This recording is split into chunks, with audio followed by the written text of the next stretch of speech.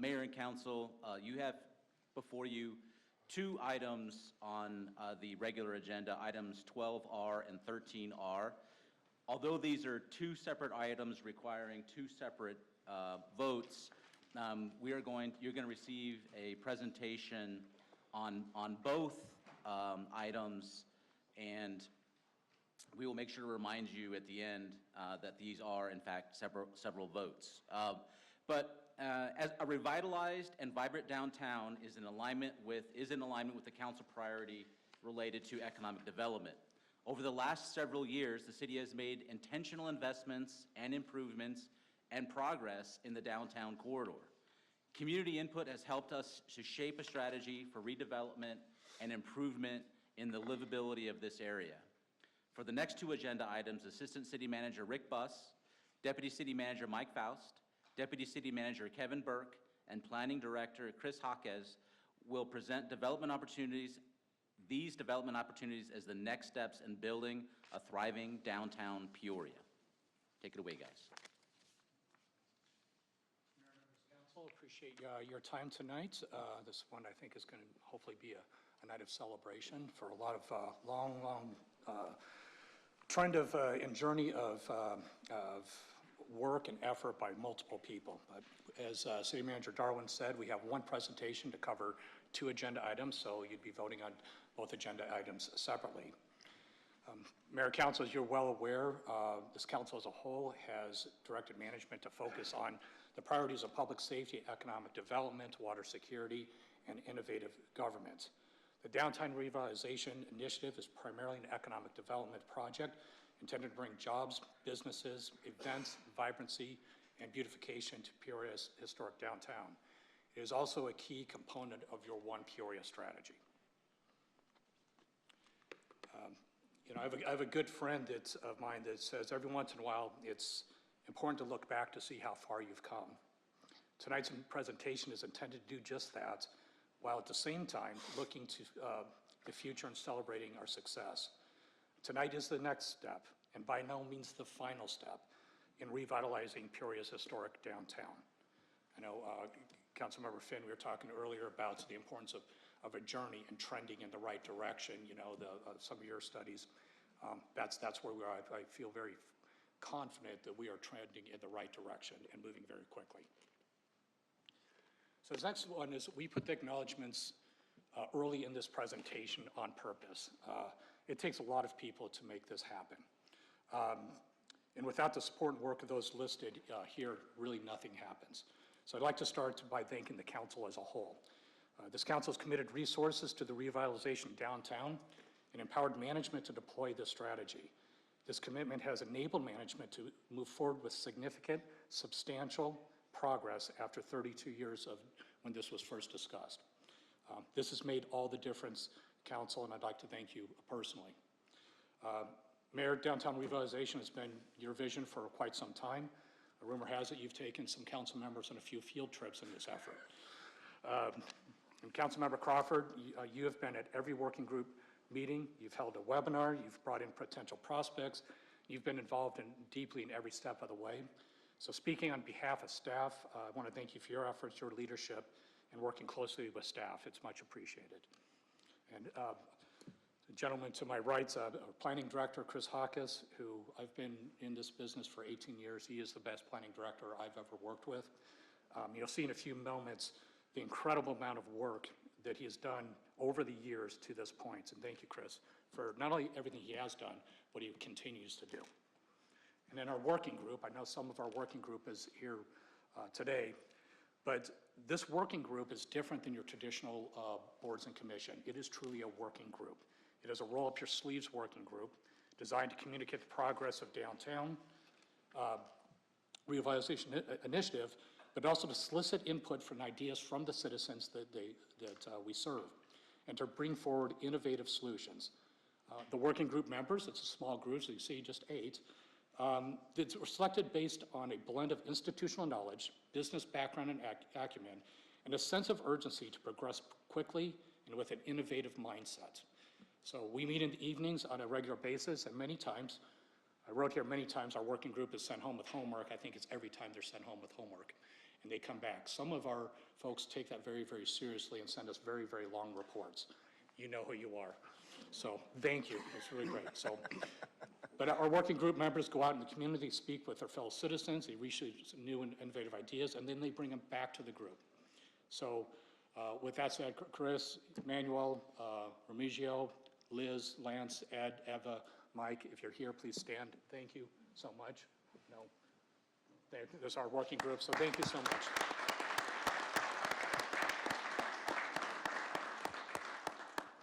And with that, briefly, I'll turn it over to Chris. But before we do that, I just want to acknowledge that for some reason Kevin Burke's name wasn't put on the acknowledgements list. And I want to make sure that everyone understands that Kevin played a huge role and continues to play a huge role. And you guys don't forget, he's the money guy. So make sure you include him in the acknowledgements going forward. It's probably in your best, interest. Yeah, all of it, right? All right, take it away, Chris. Yep, thank you, Mr. Buss. Good evening, Mayor and Council. We're very excited about the opportunities before us. I think we're confident that we're moving towards an inflection point in downtown Peoria, and that I think we're moving towards a more resurgent era.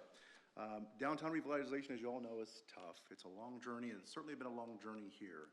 But I think as we move through the presentation and moving up to the action items, we want to step back and reflect on all the efforts that have taken shape over the years, the foundational efforts, the early public investments, all those efforts that have really set the foundation and position this area for the next step that we're seeing. All right, just a real quick story here. We all know the story about Peoria. It was settled in late 1880s by homesteaders from Peoria, Illinois. This farming community expanded with the advent of the Grand Avenue in 1887 and the rail spur line of 1895. So as you know, this community was concentrated around what became Washington and 83rd, which today, of course, we know as Old Town or Downtown Peoria. And for many years, it was a fairly small and thriving farming community. In fact, as late as 1970, if you look at the census, we were only a city of 12,000. So, a pretty small area at that time. But like many downtowns across the country, it was a familiar story. This downtown and many downtowns across the country went into a period of decline. So many of our traditional downtowns, they experienced decentralization. That was brought along by the mass marketing of the automobile, the expansion of the interstate highway system, federal housing policies, and also the consumer economy that brought people into outlying areas. And so the expansion of the Phoenix metropolitan area caught up with Peoria in around 1970. In fact, between 1970 and 2000, we added 100,000 people to our population. So we saw some pretty rapid expansion during that time. This was also the time that we saw malls pop up, the Loop 101, the Bell Road commercial area, and so that tended to take a lot of the oxygen away from some of these traditional downtowns, and so we saw more and more decentralization.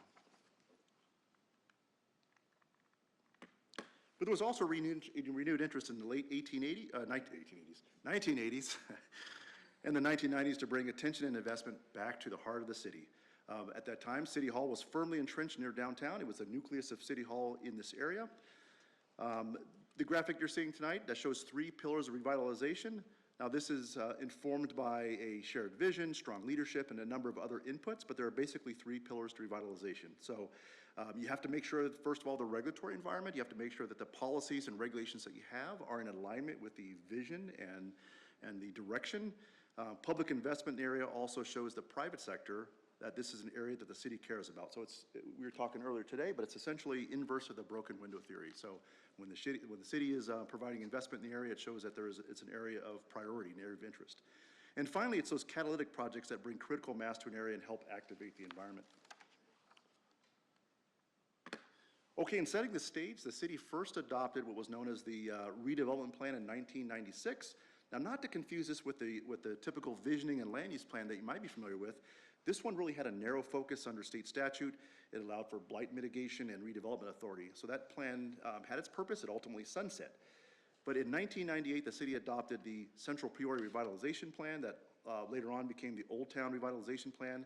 But this early plan was built on broad community engagement effort.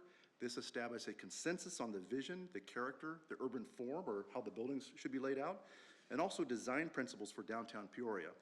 So it asked questions like, what are the priorities for downtown? What do we want it to feel like? What is the scale and massing, and what kinds of land uses do we want to see? So this was the overarching policy document and guidance. This was later refined in 2008 and also 2011 with the adoption of the specific area plan for the area. Now, about that time, the late 1990s, we also developed citywide design guidelines. So these are guidelines that we use to shape the architecture and the layout of a new development site.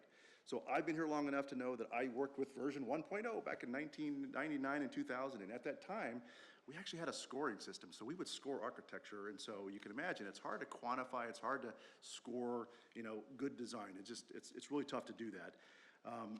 And that didn't really work. So in 2011, we adopted version 2.0, and then a couple years ago, we adopted version 3.0.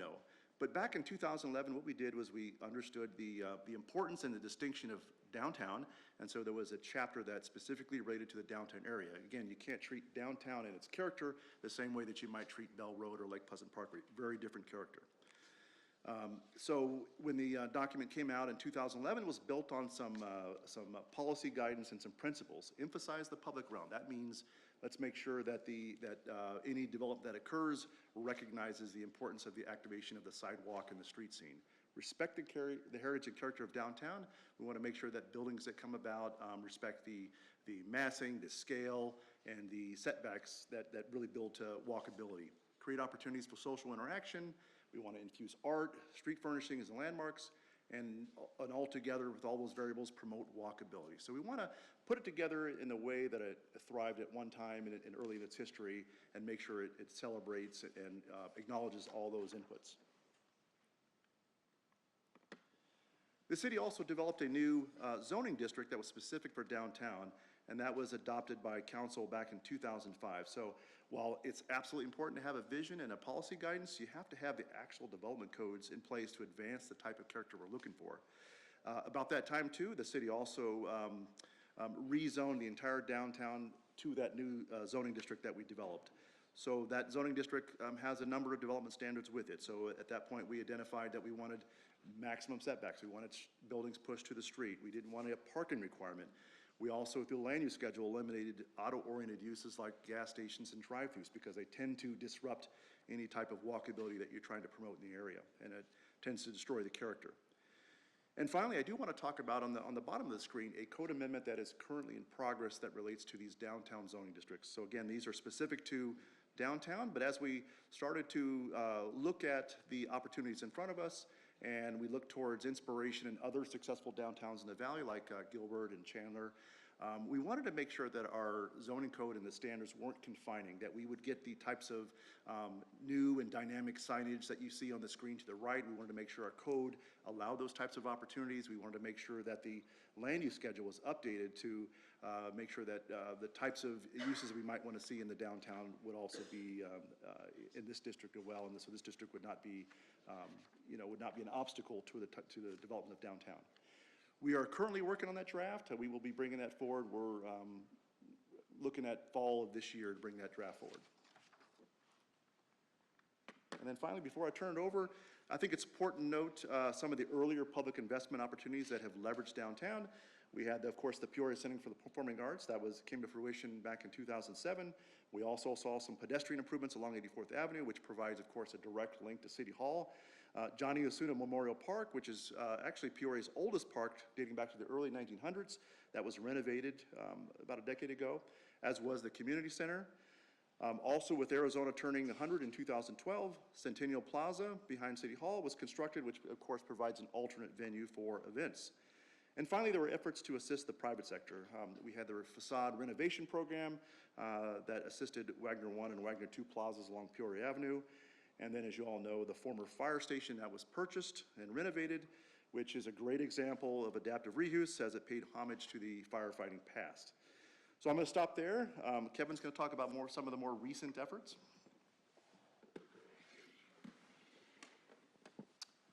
Great. Thank you, Mr. Jaquez. Mayor, Council, good evening. My segment of the presentation is really to highlight some of the less visible groundwork that's been occurring the last 7 years to prepare us for this day. And this has really been a team effort across multiple departments in the city. As you can see from the map, there's been 19 different investment activities in the downtown area in the last 7. This is in addition to the public investment that Chris just talked about. Of those 19 different investments, there's 15 that were orchestrated by the city, another 4 by the private property owners, for a total of $7.7 million. And this doesn't even include the voluntary key shop removal, facade improvements on Washington Street, Monroe Street medians, or the library improvements that have all been contributing to this vital area. So I'm going to start us in 2017, and there really was a change in tactic by the city regarding the downtown redevelopment. And the idea was to acquire and assemble parcels and properties. The buildings in their existing states really didn't meet the current business needs, and the property themselves sat on such tiny parcels that they really weren't ripe for redevelopment in and of themselves. And so the idea was to start acquiring and aggregating the properties. What you see here is the Jefferson block. The picture on the right is looking at the Jefferson block from 83rd Street. The picture on the left is back in the alley there behind it. And you can see that is the COSAR building that was acquired in 2017. In 2019, we saw the acquisition of the Napa Parts building. While a bit of a landmark, it was completely unsafe and unusable structure that was eventually demolished in 2023. Maybe a lesser known item, but happening in 2019, was the relocation of the Park and Ride facility. You may or may not notice there was 2 parking lots just off of 84th Avenue in the downtown area that served as our Park and Ride for many years. In 2019, this was relocated to the corner of Peoria Avenue and Grand Avenue, took the place of a deteriorating pawn shop, and really serves as a central hub for both our regional bus service and our local bus service. From this spot, you can catch the Grand Avenue Express or the Grand Avenue Limited to downtown Phoenix. And you also have our local bus routes where 83rd Avenue provides the north-south bus transit and Peoria Avenue provides an east-west. So it really is centrally located to provide that. Now, the $4.1 million, I will let you know, was built almost entirely with federal funds. So that was a good project right there. Moving on to the downtown investments, back to Jefferson Street. So after a couple of years of trying to make work some of those properties, really realized that it was time to move on, and so the COSAR building was tore down. And it really kind of, as you look at those pictures on the left, you realize that if you look out and all you're seeing are dilapidated buildings and decay, it's kind of hard to envision what the future is going to look like. However, when you have a blank slate like the picture on the right, it's much easier to envision what the possibilities are, and that's really what this process was about. Staying in 2019, the arts and communities got into the program here, and arts and culture programming got into the picture. An investment to spruce up the downtown was painting of street murals and the placement of the colorful planters. There was a total of 5 different murals and 1 wall mural on the side of the building there at Washington and 84th, I believe. Moving on to 2020, the Smitty's remediation might be probably the most significant accomplishment in the downtown area in the past 7 years. While Smitty's was a long-standing icon of the downtown Peoria, it had also then become a symbol of downtown decay as it stood there unoccupied, graffitied, and not getting any better. So in one of the most challenging code remediation cases I've ever witnessed in my career, Neighborhood and Human Services really took a consistent and deliberate approach to remediating this parcel. What was a barrier to rejuvenation is now the centerpiece of redevelopment. The property has been rezoned for multifamily and will be touched upon a little bit later in the presentation. All right, staying in 2020, before affordable housing was in vogue at the state legislature, Peoria was attacking affordable housing with a great partner of Habitat for Humanity. In 2020, again, Neighborhood and Human Services provided 4 grants for homes in the downtown area. Recognized not only is downtown intended to be a vibrant social and job center, it's still a neighborhood, and it has important components that we want to make sure survive and thrive. In 2021, the Edwards Hotel remediation, no affiliation with the vice mayor. This might have been one of the more interesting cases in the downtown. Despite the high occupancy rate for those feral felines, the frontage still had great appeal for several developers who investigated the possibility of remodeling and reactivating the old hotel. Unfortunately, just too much to overcome, and it was not registered on the historical building sites, and in 2021, the owner demolished the building and set the stage for new development. Let's get my other story. In 2021... Oh, wait, Kevin, you have to tell the story. Oh, yes. Come on, Kevin, you gotta tell the story. That's what you get for doing a dry run with the That's boss. right. I was like, you're not gonna get away without telling the story. Come on. All right, so the story I was gonna tell is that as we were getting closer to the impending demolition of the Edwards Hotel, my teenage son at the time was very into ghost hunting, not the ghost busting, but the ghost hunting.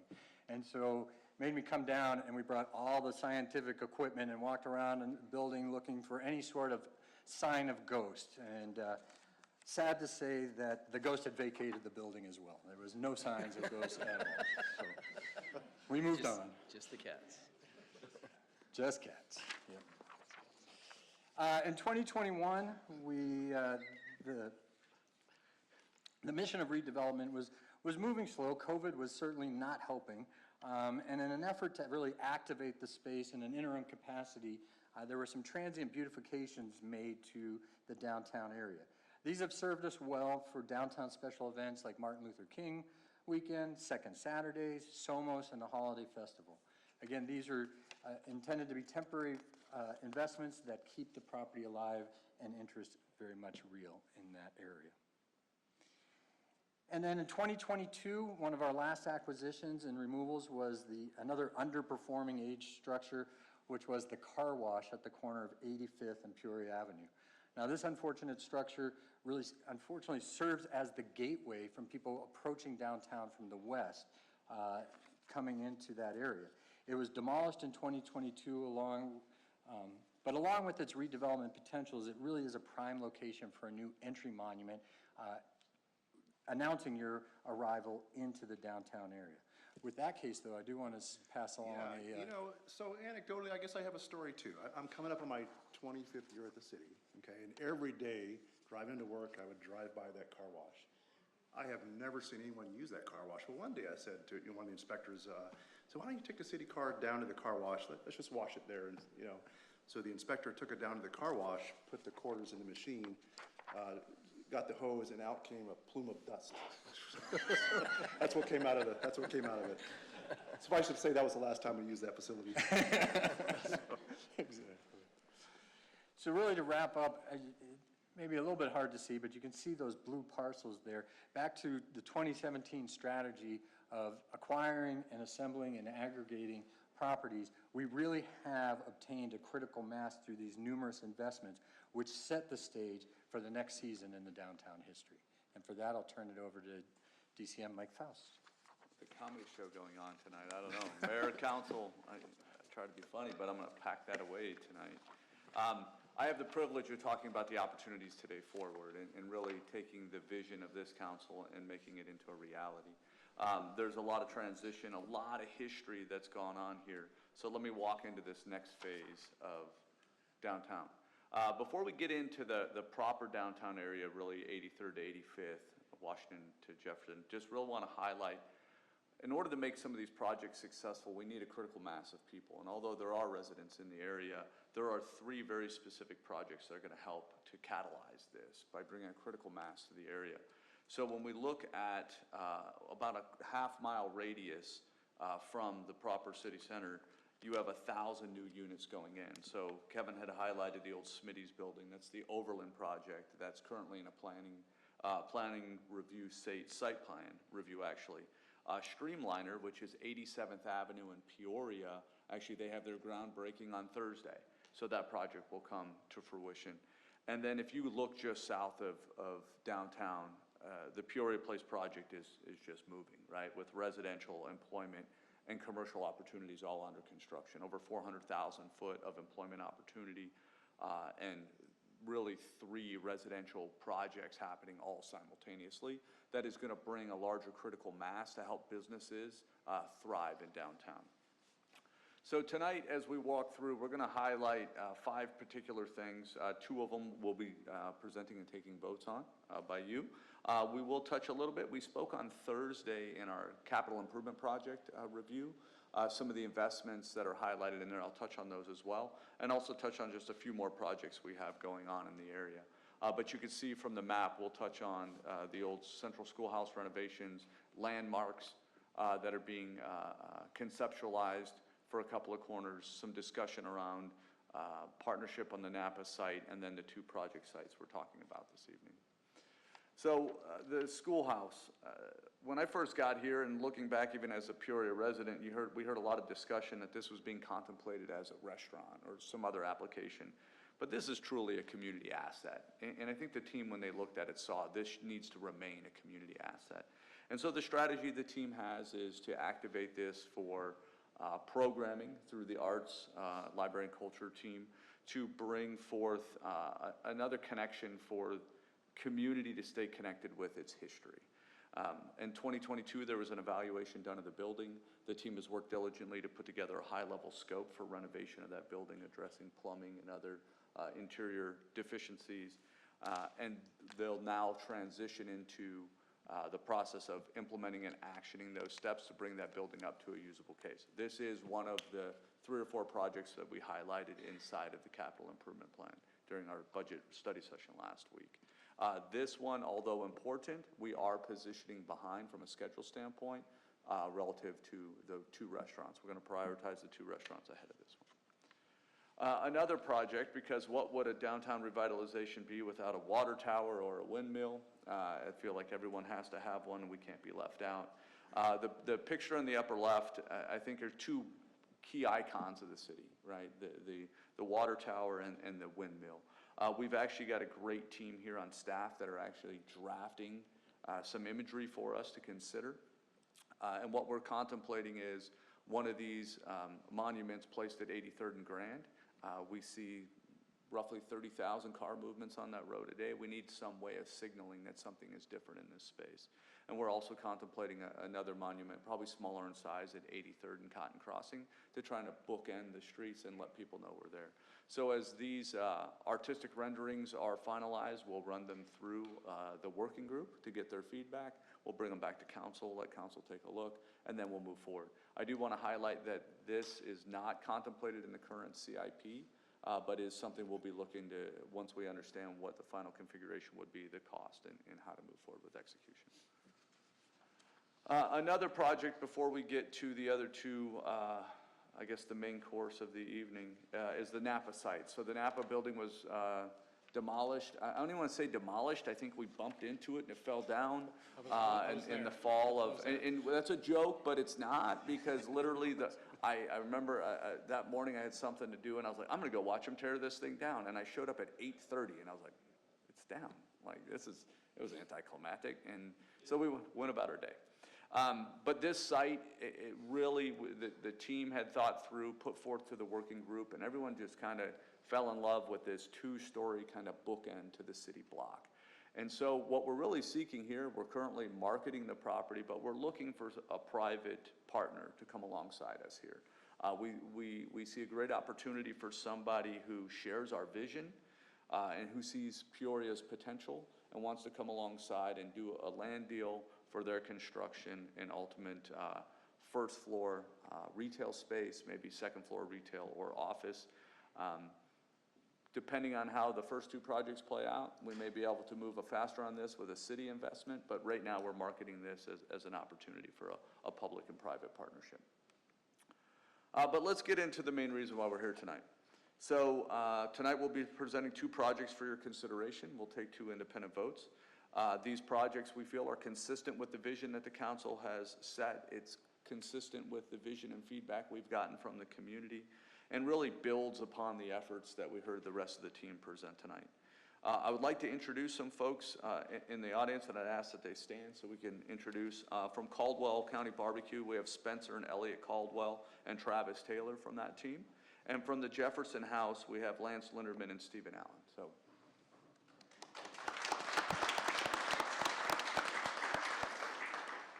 So you can see from this map here, the two locations that we're contemplating. Caldwell County Barbecue will be located on Washington Street, and the Jefferson House will be located on the corner of 83rd and Jefferson, and I'll get into each of these projects here. But I think it's important to note that these projects are more than an economic development play. This is really a redevelopment project that's focused on revitalizing downtown Peoria. And really transitioning these unutilized city assets and convert them into community-centered revenue-generating venues. So first up, item 12R, Caldwell County Barbecues. So the way we've structured this for your consideration is a development agreement and an associated lease agreement where the city will undertake and manage the design and the construction of the building and site improvements. Caldwell will be responsible for the branded signage and the interior fit-up.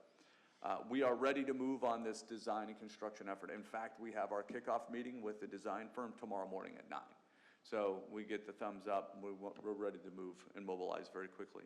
This particular project will be a roughly 6,600 square foot restaurant, including event space with about a 1,200 square foot patio, and then additional spaces for the smokers. If you have not been to a Caldwell County barbecue facility yet, all wood smokers, large facility. I can tell you, you guys, I eat pretty particular, I'm pretty deal, but I told my wife, hey, we're going out to dinner. She said, where are we going? We're driving across the city because I was not about to come to the council and present a project to you guys without first having tasted to make sure it's legit, and I can confirm it's very good. I've been made fun of because I refer to their coleslaw as having tasted like summer. So, I don't know if they would brand it that way, but I felt that way. Nobody's going to make fun of you the rest of your life. I get made fun of all the time, but it's okay. You keep tastes delivering like projects, it works out well for you. In terms of the deal, the lease agreement is included in the packet for your review. Ultimately with this, it's a 10-year lease, a 5+5 automatic renewal. It's a discounted lease rate to activate the area. There are not a lot of foot traffic in the area, so we're proposing a discounted lease tiered over the first 5 years. Ultimately to help them start, because we know that there's just not the traffic in the area to begin, but we're confident that it'll work out in the long run. The lessee has the right to purchase the property at fair market value after 1 year, and if the lessee retains the right of first refusal should the city seek to sell. So if we have another offer, we choose to sell, they have a first right of refusal with the opportunity to buy. The lessee is required to maintain the property. And indemnification during the life of the lease belongs to the tenant. Switching gears, Jefferson House LLC came forth in what we think is a great project. So Jefferson House is a private business partnership between the purveyors of the Churchill, which is an existing business in downtown Phoenix, and local folks here that own and operate Driftwood Coffee. With that similar development agreement and lease agreement structure, the city will undertake and manage the design and construction of a building and site improvements. Jefferson House will be responsible for the branded signage and interior fit-ups. Design and construction, again, we're meeting tomorrow to get these things started with your blessings this evening. A little bit different, and I'll spend a couple minutes talking about this site plan because it's a little more of a mixed-use application. So in this, you have a large covered space. The whole square footage of the property would be covered. With a communal interior space of about 7,000 square feet. The property is flanked with shipping containers that are essentially retrofitted into retail spaces. 1 to 2 of them being bars, 3 to 4 of them being restaurants, a handful, 5, 6, or 7 of them being retail spaces, all different ways to activate the space. We think originally when we kicked around different ideas around food halls, just as a way to bring variety to the community, we had talked about these things, but then when we saw a partnership present itself this way, the development and lease agreement really sets up for a good long-term strategy and a good business partner inside of this equation. There is some event space in the area, about 900 square foot, and as I mentioned, it's about 7,000 foot of communal space shared in the area for eating and fellowship. Mike, Terms just- are similar. Yes, sir. Something you mentioned earlier today, I think is Yeah. worth mentioning, is that this is modeled after the Churchill in downtown Phoenix, but this is slated to be about 30% larger than the development downtown and the Churchill development downtown. I'm sorry, No. yes, the Churchill development downtown, that's correct, right? Manager Drummond, that is correct. Ultimately, we have a bigger footprint. We're not hemmed in on the sides like they are at the Churchill facility. If anything, as Kevin mentioned, we've got a clean slate to work from. And we think we've got a really good strategy at play. The terms of the lease are similar, this one being as specific as this property is. Instead of doing the extended 10, we did a 5-year lease from the data certificate of occupancy. It has a discounted lease rate to activate the area, much in the same. Market rate rent at year 6. The lessee has the right to purchase this property at fair market value at the issuance of C of O, where the other one was about a 1-year delay for that enactment. This one kicks off as soon as the C of O. The lessee is required to maintain the property, similar to the other deal, and then they also have to provide indemnification during the life of the lease.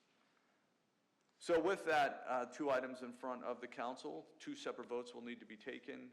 Item 12R, an agreement with Caldwell County Barbecue for a development and lease agreement for the purpose of constructing and leasing space for a barbecue restaurant, bar, event space.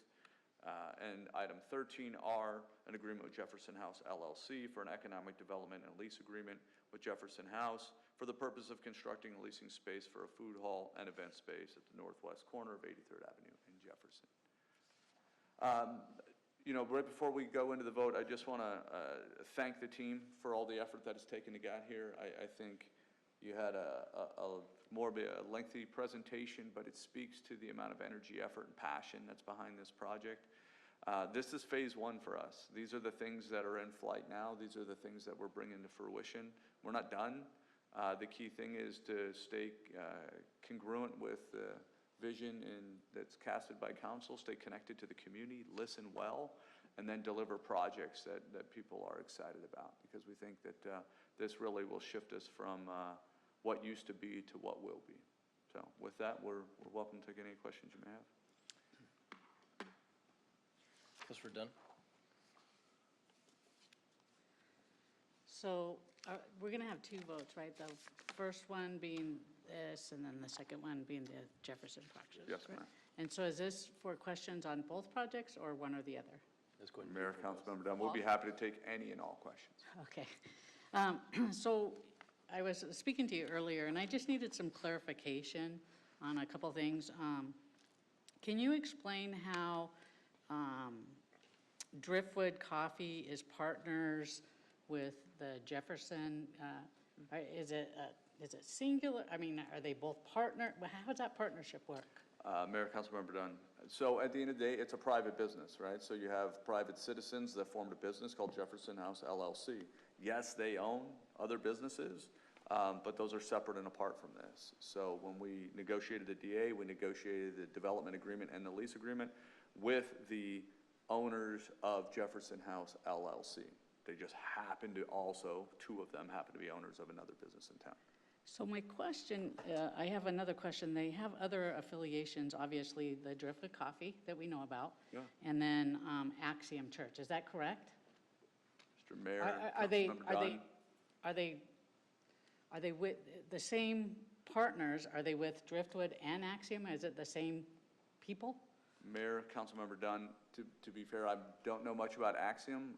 It's, yes, I believe so, but I can't speak to the organizational bylaws or the LLC makeup. At the end of the day, there's probably same human beings that are partial owners of multiple businesses. And the only reason I asked, I had a constituent ask me if that affects any, because I was aware with the previous administration that we had a contract with housing with Axiom. How does that, is there any, they're concerned with that. Can you address that? Mayor, Councilmember Dunn, this has nothing to do with any of those other deals. I can tell you, having intimate knowledge of this deal, this is above board. And at the end of the day, when we negotiate deals, we think about the return on investment that comes to the city. We think about the taxes that are generated. We think about how to do these deals in a very, number one, legal, moral, ethical way, but what's right for the community. So I can't speak to any concerns. If you want to refer that constituent to me, I'm more than happy to have a conversation. But being intimately knowledgeable of these deals, I stand behind them all day long in terms of, number one, the right thing for the community. Number two, they generate tax revenue, which is one of the major pillars of our economic development strategy. So, last question. In one of the slides I saw, it said Old Town, and I was under the impression that we were going to start calling it Downtown. Has that changed? Historic downtown. Mr. Mayor, Councilmember Dunn, that's a good question, because sometimes I've heard it referred to as downtown, old town, historic downtown, downtown, historic old town. At some point, we're going to get it right. For right now, the slide says downtown, the pictures look cool, so I think we're going to call it downtown Peoria for the rest of the evening. And I apologize, I said it was one last question. I think the public would want to know, are there any incentivifications? Because previously, we've kind of given stuff to businesses to get, is there any incentives to get them going, or is this just straight business deal? Mr. Mayor, Councilmember Dunn, because the lawyers in the room, we will gladly say, we don't give anything away. Each of our deals stand on their own. In this particular arrangements, we have clearly denoted the discounted lease rates because it's necessary for the lack of traffic. We need to invest in the community, and we thought it was better to invest in the construction and discounting of lease rates for businesses than investing in additional streetscape and curb appeal. So there are nothing beyond what is defined inside of the agreements that are in front of you for review and consideration. Thank you for being so thorough. I appreciate it. Yes, ma'am. Thank you. Great questions. Councilor Finn? Thank you, Mayor. One quick question. I had an opportunity to taste that brisket back there, and it's amazing. I kind of fancy myself as a pretty good brisket tier. Did you have the summer coleslaw as well? I did not have the summer slaw. I'm kicking myself a little bit, I'm not going to lie to you. But it was amazing, which brought up a question for me as I looked at kind of the drawings and the renderings. I anticipate this being extremely successful. Parking. How are we addressing the parking that's going to hopefully go along with a packed Mr. Mayor, Councilmember restaurant. Finn, we've been jokingly say one of our goals is to create a parking problem, because right now you don't. On Sundays between 10 and 1, there's a parking challenge down there. From what I had, I think you're going to have one. Yeah, I will vouch for the brisket as Yeah, I well. would say the same. So a couple of key points to consider there. Number two is the off-site parking we have with the 2 parking lots that exist. Okay. Additionally, as we look at the curb appeal that's there, we do have a lot of street parking available to us. We are going to look at that even more, especially along Jefferson. The roadway is long enough. There is the opportunity to add parking along the north and south side of Jefferson. We do need to be cognizant of drop-off in front of the community center, but we have contemplated that. As we think forward, though, we have contemplated what this looks like. Do we need to consider parking garage? Do we need to consider other things to activate the space? Again, we've discussed phase 1, but as we think broader in this connection, we really need to be thinking connecting City Hall all the way to the Arts Center and how all that plays together. We've got some time to figure that out. I do agree with you. I think the success of what the staff have brought together is going to be wild. I think this is a great opportunity. You're asking the right questions that staff are also asking. I think we've got a little time to figure that out. So as we're coming in for the next projects, I think a great opportunity for us will be have some problem solving, because then at that point, we're going to be able to do some car counting and understand what those demands are going to look like. Thank you. Appreciate it. Councilor Crawford? Thank you for such a thorough presentation. I really don't have any questions. I've been pretty involved in the project and the workings behind the scenes, so I'm just going to take a moment to say thank you to everyone who worked on this. I know how much work you guys put in behind the scenes. And also, very importantly, not to forget our working group. The amount of time that some of these individuals put in to the passion of just the vision of our downtown is incredible. And at one point, I had mentioned that some of the residents involved and business owners that were involved in that group, at one point, I counted over 150 years of residency, in cumulative residency in our downtown, in our Old Town area. And I think that speaks a lot. And also to, just their knowledge of the area and the community and what the community wants. Some of these members would, like Mr. Buss said, we have multiple page emails and attachments and documents that they really did their homework for this and would submit renderings, penciled out renderings of their ideas and the things that they heard. People who would go to the area coffee shops and the area businesses and would literally walk up to people and just start asking them, why are you here? Why did you come here? What brought you here? So we really had some boots on the ground, and I can't thank you enough for just the time and effort, and we're not done. So this is just the beginning. I just would like to thank our proposed investors, the interest in the community. Caldwell Barbecue, if you've not eaten there. One day I was randomly scrolling on social media, and there's somebody from posting about it, and he lives in Northwest Peoria, and he makes a specific, drive to the East Valley to eat there. So, I encourage everyone to do the same until we have it right here in our community. It's really good, and thank you for your interest in the community. Local. These people are local. They're not out of state. They're right here in the valley. So, there's people who are interested in these efforts, not to come in for a quick buck and develop. They're growing their business and they're growing our community, and they're going to help activate the area. And so thank you to that. I'd also like to steal a quote from the Phoenix Business Journal that referred to some of these people that champions of reinvesting in our downtown. And, thank you to those people behind the scenes with Driftwood. They've been here a number of years. So talk about somebody who already knows, who's already here. They know what the community wants. And to being able to just move forward with some of that vision, I'm extremely excited about that as well.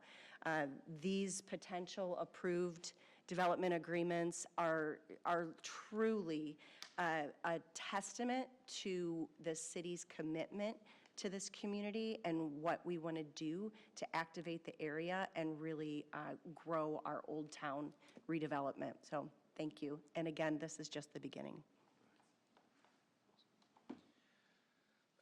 We have one speaker request, Ms. Eva Osuna.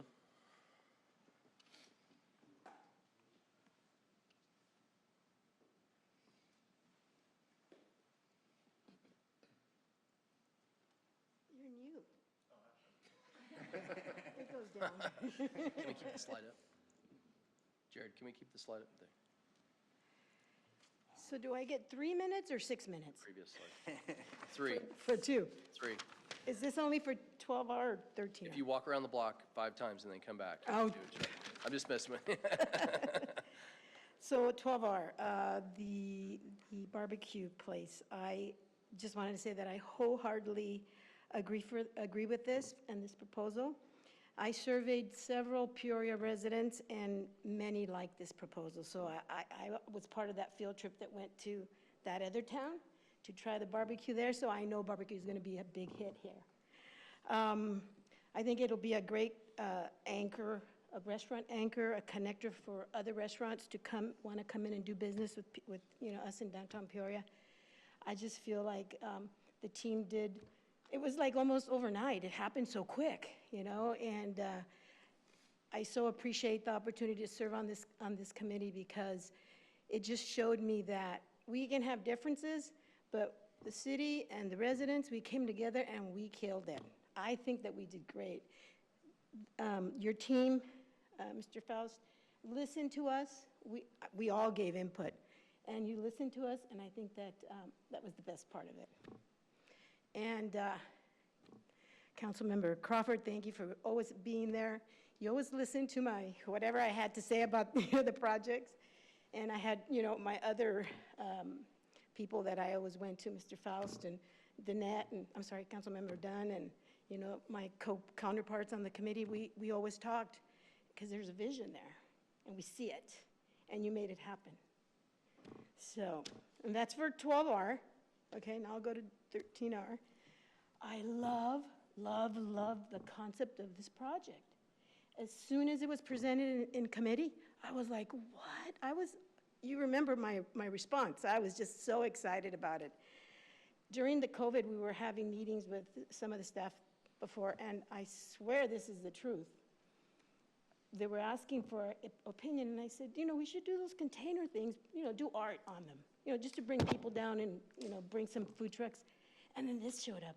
And I was like so excited about that because it's a subliminal connection to our railroad, which is so important. The history of Peoria, the railroad system, and it's keeping with our cultural heritage and our history. And I'm so in favor of this project. And I thank you for all your hard work. Thank you.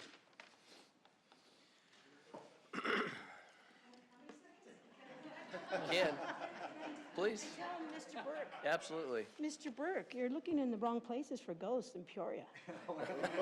They're on Madison, okay? And if you want the address, I have it. And the ghost shows up, and he rings the doorbell, and there's no doorbell. So this is the truth. All right. Thank you for that tip. All right. We're going there after this. All right. So I'm going to do last comment before vote here. So, 2.5 years ago, when I decided to run for mayor, I had a council member, Councilor Dunn, that kept talking about the revitalization of downtown Peoria. During 2021, I think is when it started, we ended up having the park that had been built, and we invested a couple $100,000 into a corner park that was down in that area. And that's when I met Mrs. Osuna during the same period of time. And one of the things that we talked about, and we talked to many citizens in that area, and to the council members, would constantly bring people to my company to try to talk to me about, we need to revitalize downtown Peoria. So we walked it. And we walked it, and we talked to people that were down there, and Ms. Osuna and I actually walked Varney and talked to people, and the number one thing that people talked about was, why are we not taking care of our downtown? Why are we not revitalizing this? We've always talked about it. When the election was going on, and I would talk to citizens all over, and I would be in Vistancia or Trilogy or Westbrook Village or Westbrook was one of them, West Wing was another one. You would talk to people and I'm like, where's downtown Peoria? And people literally, because they had moved here, had no idea where downtown Peoria was. And it was a common thing. And it kind of drove me crazy, to be honest with you. It was one of those things where it's like I would ask somebody and I would immediately tell them, and I would tell them, and a lot of people have heard me say this, I'm like, someday you guys are gonna be proud of the efforts that we actually put down here, because there's a lot of people that actually want to see this happen. When I literally the first council meeting, Councilor Patena said, it's like, well, we've been talking about that since 1991. Right? So everybody has wanted this to happen for such a long period of time. And to be able to see this, obviously we have not voted yet, but there's a lot of excitement around this. To see this come to fruition, and to be able to be a part of it and be a part of our community. And we had a lot of barbecue. There were a couple council members up here that we went and toured different barbecue restaurants and toured different restaurants. We did not have the summer coleslaw. But we wanted to see what other cities around the valley, what was exciting them. We went to Queen Creek, we went to Gilbert, we went to Phoenix. We toured these areas of these cities to see what was engaging the public to get them to a location. And I remember when we went to Caldwell's, next to the Home Depot, right? There's a Home Depot right across the street. Is that where, yeah. And we went there and we walked through, and there's people sitting everywhere. There's people from all over. They weren't just from that area. They were from, 15, 20 miles away. I remember Councilor Edwards and Councilor Patena and I were asking people as they were walking down that area, going, so where are you from? Where are you from? Where are you from? And none of them were from the city that the restaurant was actually in. And to me, that was a very awesome sign, because there's no reason that Peoria, one, doesn't deserve that, but two, one reason we couldn't accomplish it. And so I'm very proud of the work and efforts that you guys are putting together. I would echo the same remarks that Councilor Crawford said about thank you for your trust in us. Thank you for your trust in the city and the investment and the people that are here. Our citizens, our neighbors, more importantly, our neighbors, the people that we live with and live beside, deserve this, and it's important. So, and again, Councilor Finn, we just keep on going, but if it's any showing, every single staff member that went back there, I think there's nothing left. So I think it is going to be very, very successful to see what you guys are going to do. So thank you. So with that, we're going to have two separate votes. One is going to be on, the first one's going to be on 12R. Do I have a motion on 12R? Mayor, I'd like to move to approve item 12R. Do I have a second? Second. Please vote.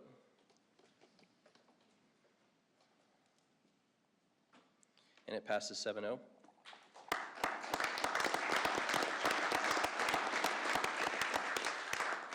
And do I have a motion on 13R? Do I? Okay. Please vote. Somebody's excited. And it passes 7-0. Thank you. So we get to do this, right? What do you do? Just twist?